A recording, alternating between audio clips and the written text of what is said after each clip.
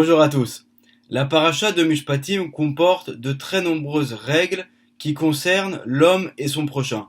Et Bezrat Hashem, on va essayer de voir ensemble que ces règles ne sont pas uniquement des règles de bonne conduite au sein de la communauté, mais qu'en fait, à travers tous ces commandements, il y a également des messages concernant un travail beaucoup plus profond et beaucoup plus spirituel.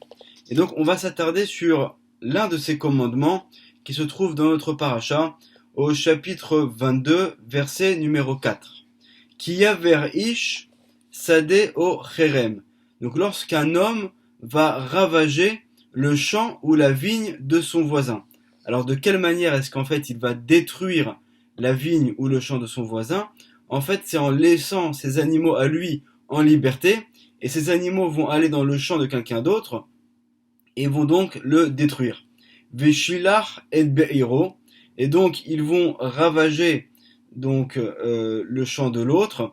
Alors ici, en fait, ce que nous explique Rashi, c'est qu'il y a deux manières par lesquelles l'animal peut détruire le champ d'un voisin.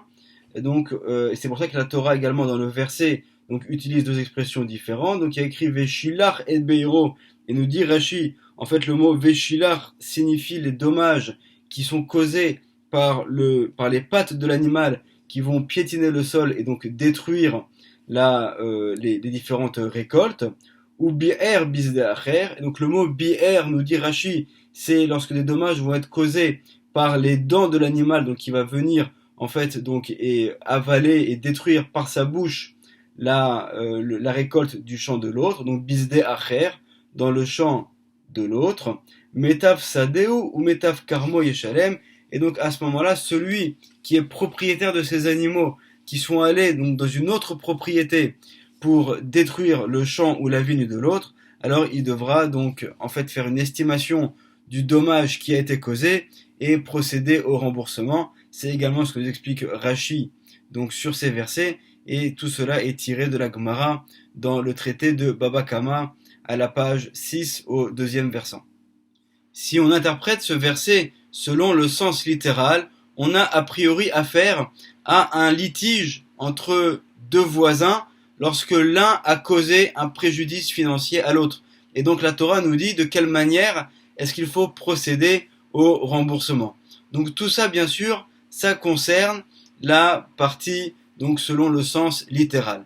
Mais le Ben Ishraï, dans son livre Benayahu Ben Yehoyada de commentaires sur la paracha, va nous révéler qu'en fait, à travers ce verset, il y a aussi un message beaucoup plus profond.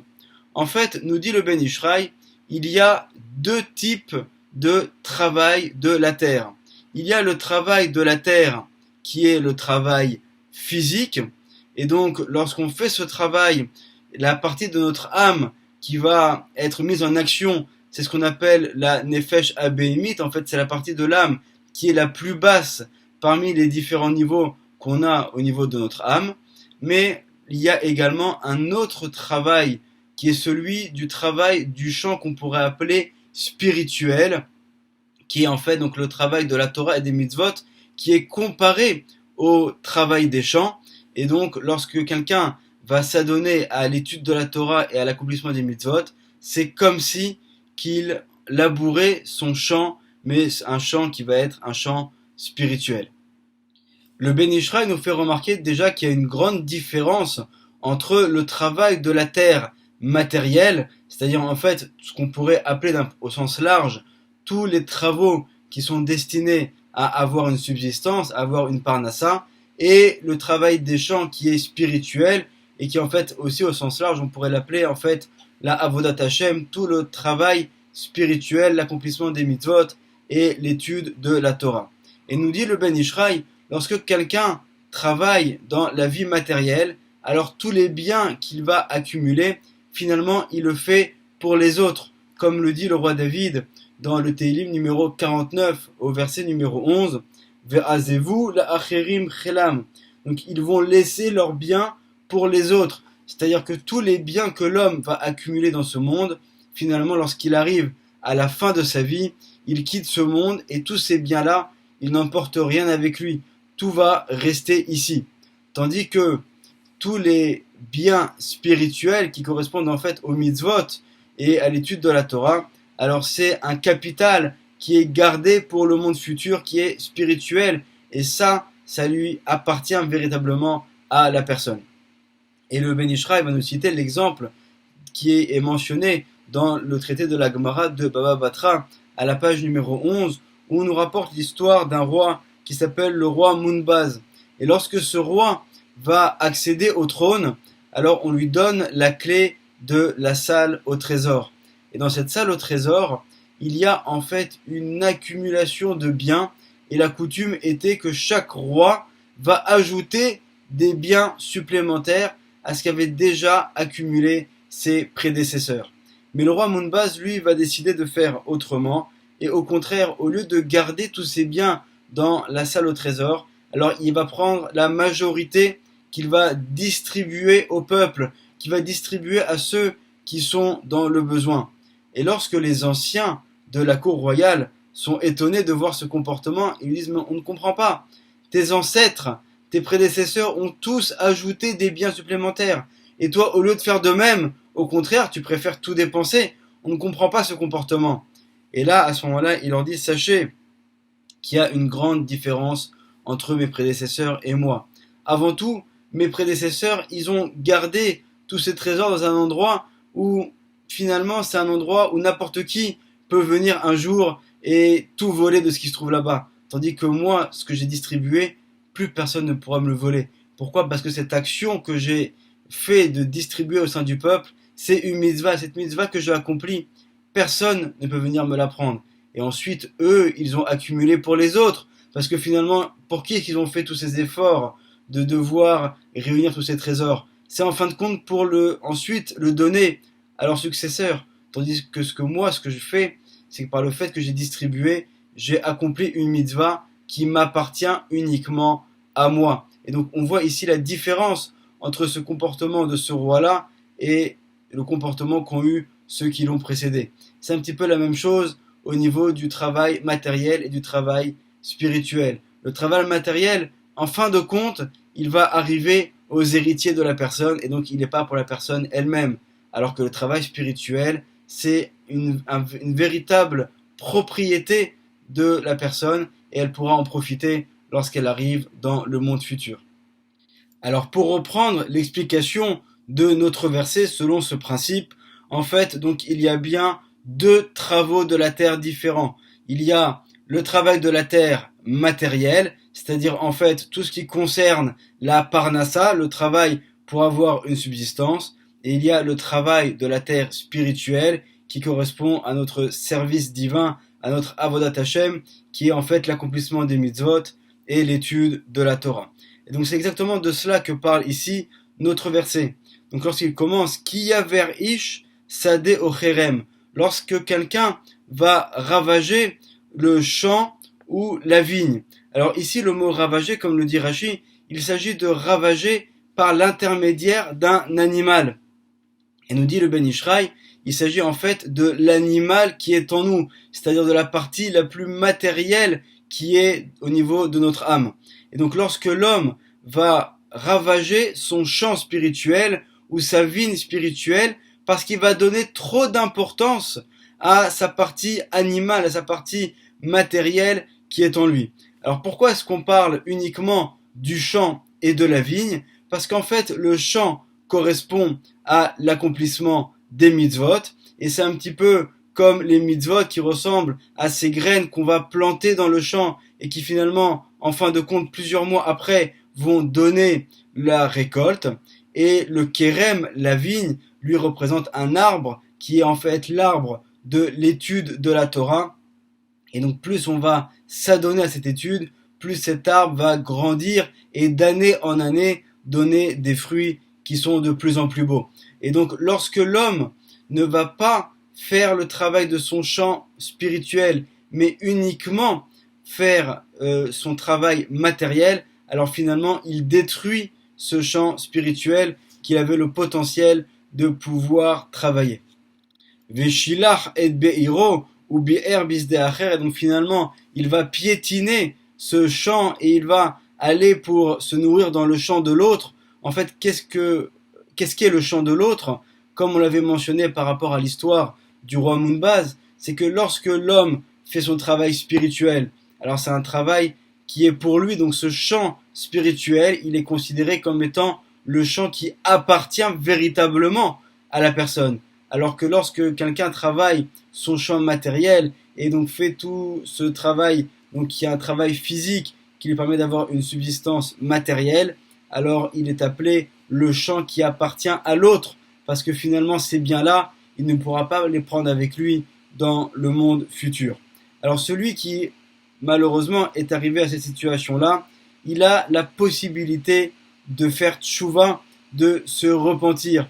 Et donc c'est ce dont parle la fin de notre verset qui dit Metav Sadeu, donc le meilleur de son champ spirituel, ou Metav Karmo, et le meilleur de sa vie spirituelle, Yeshalem, il va devoir payer. C'est-à-dire qu'en fait, il va devoir redoubler d'efforts, faire tchouva pour finalement cultiver son champ qui est un champ spirituel. Donc finalement, la conclusion de cet enseignement, c'est que la Torah nous demande d'avoir une attitude qui soit équilibrée, de trouver le juste milieu entre nos besoins matériels, desquels on ne peut pas se passer, mais également nos obligations spirituelles. Et donc celui qui sera trouvé le juste équilibre entre les deux, il sera heureux dans ce monde et heureux dans le monde futur. Et pour terminer, je vais vous citer les paroles du roi Salomon dans le livre de Michelet, le livre des Proverbes, où là-bas aussi on retrouve une allusion au champ et à la vigne, et on pourrait peut-être faire un parallèle entre l'enseignement que nous avons vu dans cette paracha et ce que nous dit le roi Salomon. C'est donc dans le livre de Michelet, au chapitre numéro 24, verset numéro 30. Al Sede Ish Atzel Avarti. Je suis passé près du champ d'un paresseux, donc on retrouve le champ, près du champ d'un paresseux. Vers Kerem Adam Chassarlev.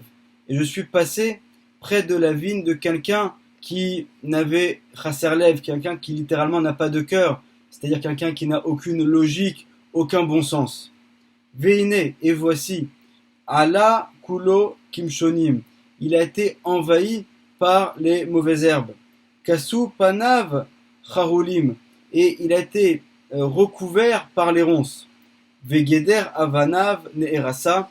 Et même sa délimitation en pierre a été détruite. Et là, qu'est-ce que nous dit le roi Salomon? Va echeze anochi ashiklibi. Et donc à ce moment-là, j'ai contemplé cela et j'ai porté cet enseignement vers mon cœur. C'est-à-dire, j'ai tiré en fait une conclusion. Ra'iti la karti moussar, j'ai vu et j'ai tiré un enseignement. Le roi Salomon poursuit et nous dit Me'at shenot, me'at tenumot, me'at ribuk yadaim nishkav. Donc tout celui qui va dire, qui veut encore un peu se reposer, encore un peu dormir, se reposer et croiser les bras, alors à ce moment-là, qu'est-ce qui se passe pour lui? Uba mitaler rechecha. C'est dans ce cas-là où finalement la pauvreté et le fait d'être bas va rentrer chez la personne. Ou marsorecha, et donc toutes les lacunes, tous les manques qu'il y a chez la personne, qui est ish magen, vont devenir comme quelqu'un qui est armé, c'est-à-dire quelqu'un qu'on ne peut pas expulser. Donc en fait ici, on retrouve également une allusion à la manière dont la personne doit accomplir sa mission spirituelle. Et cette mission, elle est au niveau du sadé, de l'accomplissement des mitzvot, mais elle est également au niveau du kerem, au niveau de l'étude de la Torah. Et sur cela, nous dit le Chafetz Chaim dans son livre Ahavat Chesed, dans la deuxième partie, au chapitre numéro 11, où en fait on pourrait comprendre ces versets du roi Salomon en tirant un enseignement, que l'homme doit essayer chaque jour de s'adonner au travail spirituel, à l'étude de la Torah et l'accomplissement des mitzvot de toutes ses forces. Et en fait, même selon la Kabbalah, c'est ce que nous enseigne, que chaque jour est un jour au cours duquel il y a la révélation d'une réalité spirituelle qui est nouvelle, qu'on n'a jamais connue auparavant. Donc c'est la raison pour laquelle chaque jour, l'accomplissement des mitzvot connaît un renouveau, mais également le Yetzer Hara, le mauvais penchant, lui aussi se renouvelle pour essayer de nous combattre de jour en jour. Et donc nous fait remarquer le Chafetz Chaim que celui qui ne va pas faire cet effort de laisser une place à la spiritualité, alors qu'il ne croit pas que ce champ, il va rester un champ qui n'est pas labouré et qui est vide. Au contraire, la situation de ce champ va aller en empirant, c'est-à-dire que finalement le niveau spirituel de la personne va aller en descendant. Et comme on dit que celui qui n'est pas en progression, alors c'est que forcément il régresse. Donc c'est un petit peu ici la même chose. Celui qui ne va pas travailler son champ spirituel, alors ce champ, il va aller et sa situation va empirer. Donc au début, on va avoir quelques mauvaises herbes, donc qui ne dérangent pas en soi, mais bon, elles sont quand même là. Mais ensuite, ça va passer encore à un niveau supérieur. Il va y avoir des ronces. Donc là, vraiment, on ne peut plus du tout pénétrer dans ce champ. Et enfin, même la limite, c'est-à-dire finalement même les frontières qu'on avait imaginées, elles vont être détruites. C'est en allusion dans le fait que la délimitation en pierre va être cassée. Et nous dit le Chafetz Chaim, en fait, lorsqu'on parle des limites de pierre, on fait allusion ici aux midot, aux traits de caractère de la personne. C'est-à-dire que dans un premier temps, la personne, en fait, elle va aller à chaque fois en descendant. Dans un premier temps, elle va pas accomplir les mitzvot. Elle a l'impression que c'est juste finalement un manque de quelque chose. Mais en fait, par ce manque-là, elle va laisser une place aux forces négatives pour aller en s'amplifiant jusqu'à ce que finalement, ça va même avoir des conséquences au niveau de ses traits de caractère. Et donc, grâce à cela, on peut de nouveau tirer donc cet enseignement que la Torah nous demande d'avoir une attitude qui soit équilibrée. La Torah n'aime pas les extrêmes d'un côté ou de l'autre. Et on demande d'être des individus qui vont savoir réussir finalement à faire le lien entre la partie matérielle et la partie spirituelle, mais en trouvant le bon équilibre, en n'oubliant pas que l'objectif, c'est le spirituel, et que le matériel n'est qu'un moyen qui va nous permettre également de nous élever et de faire descendre la lumière spirituelle. Alors Bezrat Hashem, qu'on puisse trouver le juste équilibre et qu'on puisse avoir le mérite donc d'accomplir un maximum de mitzvot et d'études de Torah pour cultiver et à donner finalement de beaux fruits dans notre champ et notre vie spirituelle. Amen ve Amen. Shabbat Shalom.